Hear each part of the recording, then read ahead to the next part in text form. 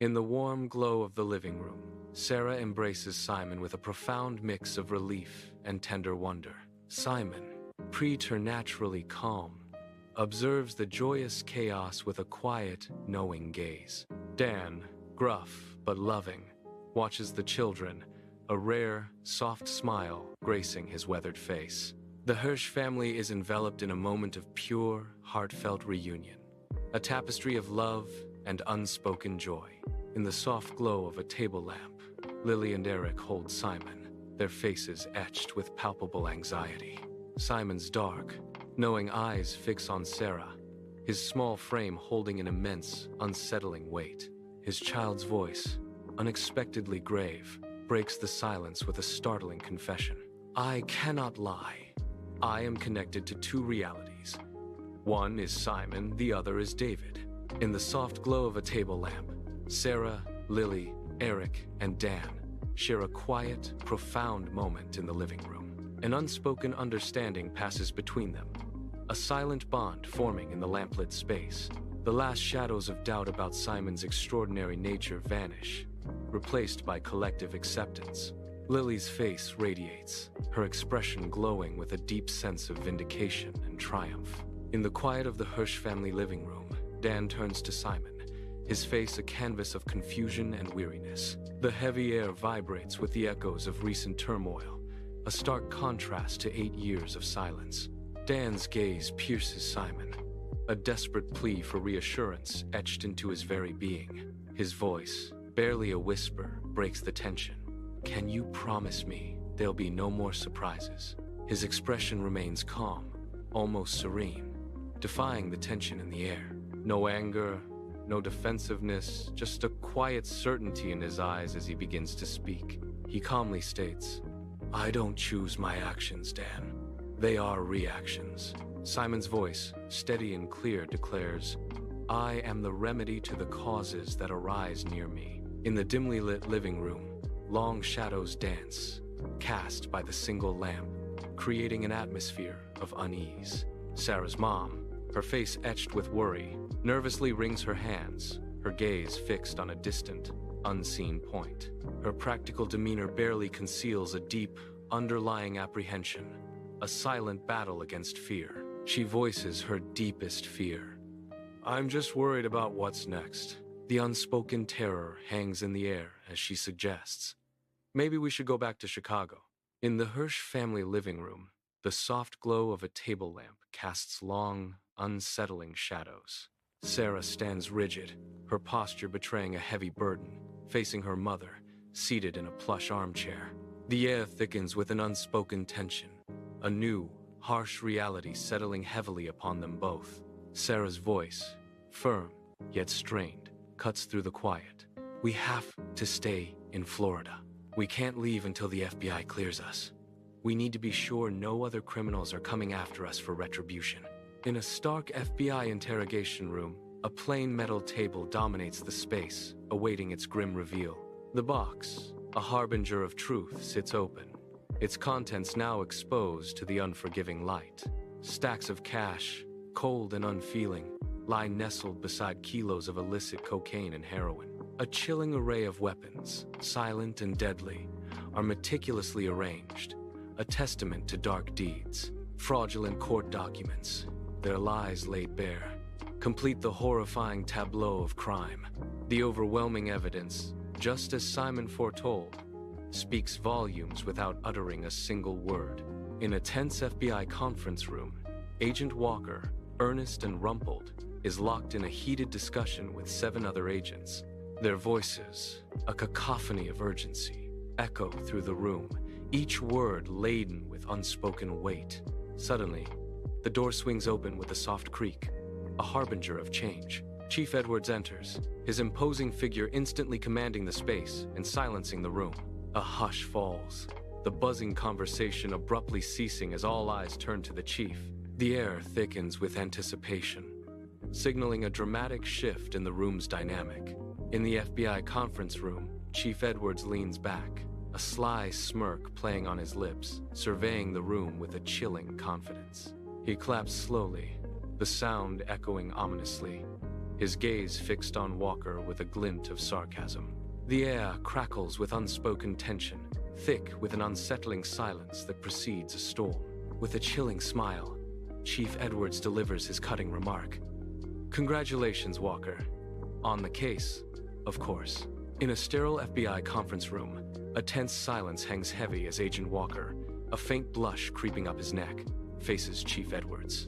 Edwards' skeptical expression is palpable as Walker clears his throat, preparing to deliver unbelievable news.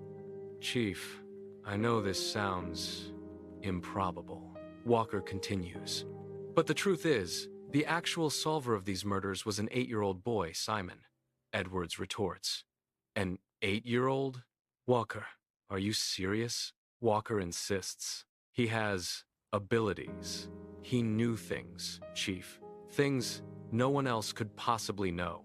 For instance, he knew about Julie's pregnancy." Chief Edwards' booming laughter shatters the silence of the sterile FBI conference room, a sound of pure disbelief. His eyes, sharp and derisive, fix on Walker, a mocking glint in their depths. "Are you serious, Walker? A child?" He scoffs, his voice thick with scorn. "If a kid can solve our cases, why do we even need this entire bureau?" he demands, his voice echoing with fury. In the FBI conference room, Agent Walker's face is a mask of calm, his composure unnerving. He gestures subtly to the two agents seated silently beside him, their expressions unreadable. Chief Edwards' gaze meets Walker's, a silent challenge passing between them. A subtle implication in Walker's eyes suggests that his colleagues hold the key to his extraordinary tale. Walker breaks the silence, stating, "My colleagues here can corroborate my account, Chief." Chief Edwards turns, his gaze sweeping over the FBI agents in the conference room, their faces a tableau of awe and unease. A silent, shared understanding passes between them as they nod affirmatively, a consensus forming without a single word. An agent's voice breaks the quiet, a hint of grudging admiration in his tone. "The kid is something else." His eyes dart nervously, a flicker of apprehension crossing his face. "I'm honestly a little scared of what Simon might say about us." The lingering silence in the room is heavy with unspoken thoughts and the weight of their collective decision. Chief Edwards' expression is unreadable, a silent acknowledgement of the complex situation they now face. Chief Edwards, his face a mask of disbelief and frustration, paces the quiet FBI conference room. He slams his fist onto the table, the sharp sound echoing through the tense silence. A sarcastic, almost hysterical laugh escapes him as he turns to face the remaining agents. His voice sharp with command, Chief Edwards demands, "I want to see Simon, now!" His gaze intensifies as he delivers another order. "And don't you dare stop the investigation into those crooked cops." A bitter question hangs in the air.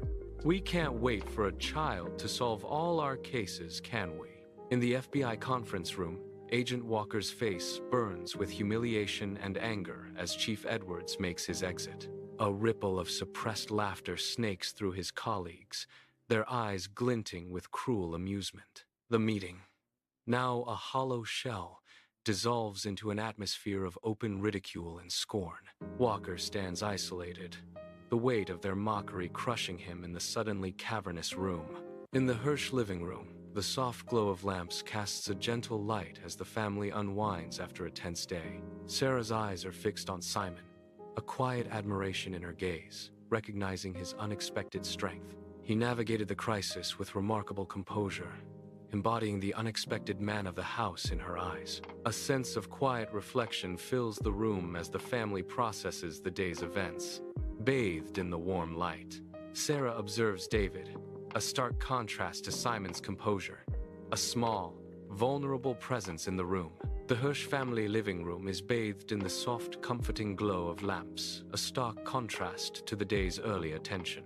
Dan, with a thoughtful expression, surveys his family, a silent question in his eyes.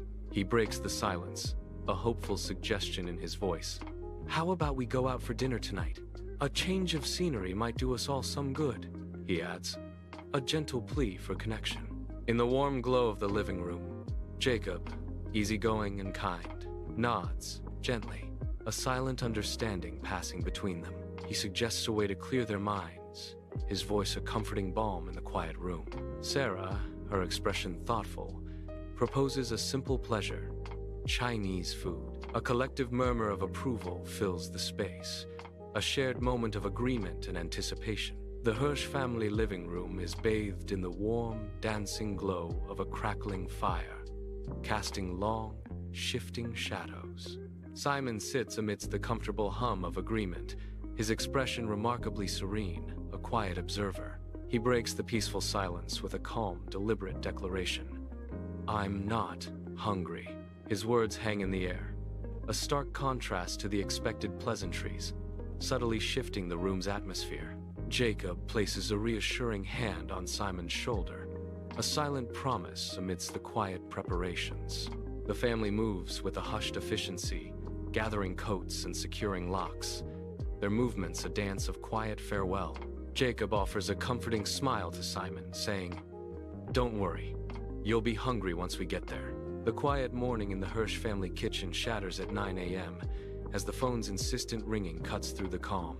Sarah, having just finished breakfast with her family, moves with a purpose, reaching for the jarring sound. In the background, Lily and Eric are a flurry of motion, preparing for school, oblivious to the impending call. The phone's shrill cry echoes, a stark contrast to the domestic scene, as Sarah brings the receiver to her ear. A moment of anticipation hangs heavy in the air as Sarah listens, her expression a blank canvas awaiting news. Golden sunlight bathes a cozy kitchen as Sarah, mid-30s, balances a phone, toast, and a school bag, a slight frown on her face. Her voice, a quiet "hello," hints at a world about to intrude on her morning. An unseen voice, Agent Walker, asks, "Is this a bad time?" Sarah, recognizing the agent, replies, No, the kids are almost ready for school," her tone a mix of politeness and barely contained chaos. Agent Walker stands, his expression grim, as he addresses Sarah and Simon, the gravity of his words clear. His voice drops, serious and low, a chilling tone that demands their full attention. "My boss, Chief Edwards, urgently wants to meet with you both at the FBI office this morning." In the quiet morning kitchen, Sarah's brow is furrowed with deep concern, her eyes scanning the familiar room with unease. The lingering shadows of yesterday's events cling to her, a palpable dread in her wary expression. She braces herself, anticipating new complications, her heart heavy with unspoken fears. Her voice, hushed with apprehension, breaks the silence. Has anything else happened? In the Hirsch family kitchen, Agent Walker's face is a canvas of strained reassurance and simmering frustration. Nothing new has occurred. Chief Edwards just needs to hear Simon's account directly, he explains, his voice tight. His gaze darkens, a flicker of disbelief in his eyes. He finds my story unbelievable. A raw, guttural sigh escapes him. It's infuriating, his skepticism. Sarah stands, a subtle furrow in her brow. As she pours coffee, her movements automatic. Her gaze is distant, lost in thought, the coffee pouring unnoticed into the mug. A whisper escapes her lips, a question hanging heavy in the quiet morning. Are we in trouble? In the Hirsch family kitchen, morning light filters through, illuminating Agent Walker's reassuring posture. His words cut through Sarah's apprehension, a promise of safety in the quiet room. He calmly sets a time, 11 a.m., a definitive plan solidifying in the morning air. Sarah, her fear momentarily quelled, nods in agreement, a silent assent to the unfolding events. The unspoken tension lingers, a subtle undercurrent beneath the surface of their calm exchange. A fragile truce is struck, a temporary calm before the storm, as the morning continues its quiet march. In the warm morning light of the kitchen, Sarah hangs up the phone, her face etched with a silent, profound worry. Her gaze falls upon the grandparents, seated at the table, their own faces mirroring her concern as she recounts the conversation. A flicker of displeasure crosses the grandparents' faces, quickly replaced by a quiet, resigned understanding. There is no other path. Lily and Eric, school bags slung over their young shoulders, emerge, ready for the day. Soft morning light spills into the bedroom, illuminating Sarah as she moves with focused grace, preparing for the day ahead. Her hands, gentle and reassuring, carefully dress Simon, a silent ballet of care and tenderness. A thoughtful expression crosses Sarah's face as her mind drifts, a quiet contemplation taking hold. She recalls Agent Walker, his polite demeanor and gentle words echoing in her thoughts. A faint, almost imperceptible smile touches her lips, acknowledging the unexpected decency she found in him. Her actions are precise, her touch tender, as she prepares Simon for the day ahead, her thoughts lingering on Agent Walker's gentle presence. The crisp, insistent ring of a doorbell shatters the quiet late morning, echoing through the air. Sarah and Simon, dressed with an air of anticipation, stand poised by the front door. Sarah reaches out, her hand extending to open the door, a moment of expectation hanging in the air. The door swings inward, revealing a flicker of embarrassment crossing his features. He stands before them, an unexpected, slightly awkward presence at their threshold. The late morning sun bathes the Hirsch family home in a warm, inviting glow, hinting at a serene facade. Agent Walker stands at the front door, his gaze lingering on Sarah, a subtle smile playing on his lips. Sarah, poised and composed, returns his greeting, her eyes holding a hint of unspoken knowledge. A soft "Miss Sarah" from Agent Walker is met with Sarah's calm reply. "Agent Walker, the chief is waiting for you." Agent Walker drives Sarah and Simon, the silence in the car thick with unspoken tension. The engine's hum is the only sound, a constant drone against the building unease within the vehicle. The 20-minute journey stretches, each passing moment amplifying the palpable tension in the air. The Florida FBI head office emerges into view, its modern, imposing structure a stark silhouette against the sky. The building's presence is a silent promise of the challenges awaiting them within its walls. The car pulls up to the imposing building, a final moment of quiet before the storm of their mission begins. The FBI head office reception area hums with purpose, a hive of focused activity as agents and officials move with unwavering determination. Walker, a figure of authority, guides Sarah and Simon through the bustling throngs, their steps purposeful. Amidst the organized chaos, a sense of urgency hangs in the air, a silent testament to the high stakes at play. Their path is unwavering, a direct line drawn towards the formidable office of Chief Edwards. The journey through the heart of the FBI building is a silent symphony of power and imminent decision. In Chief Edwards' office, Walker gestures to the chairs, a silent invitation to Sarah and Simon to be seated. He turns, a professional smile etched on his face, ready to relay their presence. "I'll inform the chief and be right back," Walker says, his voice calm and reassuring. With a final glance, he exits the room, leaving Sarah and Simon in anticipation. The door clicks shut behind him, leaving a quiet tension in the conference room. Sarah and Simon exchange a look, a silent understanding passing between them as they wait. In the sterile conference room, Sarah's eyes meet Simon's, a soft, encouraging smile gracing her lips. She leans in slightly, her presence a comforting anchor in the tense atmosphere. Her gaze holds his, a silent promise of unwavering support. Her voice, a gentle whisper, breaks the quiet. "Just be yourself, Simon. I trust you completely," she affirms. "That's what makes you, you." Her words, a powerful reassurance in the quiet room. In Chief Edwards' office, Simon's eyes gleam with mischief as he gazes at Sarah, a stark departure from his usual self.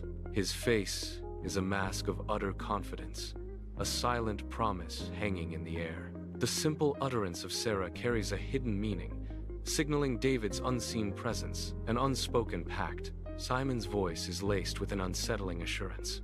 "Do not worry, Sarah. I know exactly what to say and do." Sarah's fingers, delicate and reassuring, reach out to Simon's face, a silent promise in her touch. Her touch is a tender caress, tracing the lines of his jaw, then gently moving through his hair. Simon calls her name, his voice a distorted echo, yet Sarah remains unfazed, her gaze unwavering. A profound understanding settles in her eyes. She knows it is David, not Simon, who speaks to her now. Her calm demeanor belies the unsettling reality, her touch a beacon of solace amidst the turmoil. In the chief's office, a silent drama unfolds, a testament to an unbreakable bond. In Chief Edward's office, a sudden, resonant throat clearing shatters the tense silence behind Sarah and Simon. Both Sarah and Simon, startled, spring to their feet, their eyes widening with apprehension. They turn to face the formidable Chief Edwards, his towering frame casting a long shadow. Agent Walker guides Sarah and Simon into a vast conference room, the air thick with anticipation. Chief Edwards, stern-faced and bearded, rises from the table, his presence commanding attention. He extends a firm hand to Sarah, a silent assessment passing between them as their hands meet. Turning to Simon, Chief Edwards' gaze sharpens, a hint of respect in his eyes. "Ah, Simon, your reputation precedes you." With a gesture of invitation, he adds, "Please, have a seat, both of you." A subtle challenge in his tone. The room hums with unspoken expectations as Sarah and Simon prepare to take their seats. Around a polished table, Chief Edwards, stern yet welcoming, gestures towards a tray of beverages. Sarah, with bright, curious eyes, politely requests a glass of water, a hint of anticipation in her gaze. Simon, his expression unreadable, declines refreshments, his eyes unwavering as he surveys the room. The air crackles with unspoken intentions as each person settles into their place, the meeting about to begin. In Chief Edwards' office, a silent command is issued for coffee and water, a prelude to a tense discussion. Chief Edwards turns, his gaze now fixed on Sarah, a silent question lingering in his eyes. The air crackles with unspoken words as Chief Edwards awaits Sarah's response. He breaks the silence, his voice firm yet respectful. "Do I have your permission to speak with Simon directly?" The weight of his words hangs heavy, demanding a decision from Sarah. Sarah's expression remains unreadable, her thoughts veiled in the quiet tension of the room. In Chief Edwards' conference room, Sarah's eyes, filled with a silent question, meet Simon's. Simon offers a subtle, reassuring nod, acknowledging her silent query. With a slight inclination of her head, Sarah grants him permission to speak. Simon, without hesitation, directs his words to the chief, his voice clear and resonant. In the stark conference room, the air crackles with an unspoken tension as Simon, outwardly calm, begins to speak. Chief Edwards, usually a rock of stoicism, listens intently, his composure slowly beginning to crack. Simon reveals intimate details of his life, his 3-year divorce from Angela, his mother's recent death. A stunned disbelief washes over Chief Edwards' face as Simon mentions his 5-year-old daughter, Alina. Simon's voice, steady and calm, delivers a truth that hangs heavy in the air, a palpable weight in the room. Chief Edwards sits rigid, his posture a testament to the shocking words he just heard. His eyes, wide and unblinking, betray a mind struggling to comprehend an impossible reality. A silent gasp escapes his parted lips, but no sound follows, as if paralyzed by the revelation. Simon's words cut through the silence. Alina has an undiagnosed ovarian problem, he urges. She needs to see a gynecologist immediately if we want to ensure her future fertility. Chief Edwards' office is thick with unspoken tension, the air heavy with an unsettling silence. His face, a mask of disbelief and deep concern, finally breaks the profound stillness. His gaze darts between Simon and the empty chair, a chilling void where Alina once sat. He struggles to articulate the impossible. I know this sounds impossible, Simon." A desperate plea escapes him. "But I need to ask you something. May I call my ex-wife?" His voice cracks with urgency. "I need to arrange for Alina to see a specialist immediately." Chief Edwards strides from the conference room, phone pressed to his ear, his expression grim. Agent Walker watches him leave, a wave of relief washing over his face. A slow, satisfied smile spreads across Walker's lips, a silent victory in his eyes.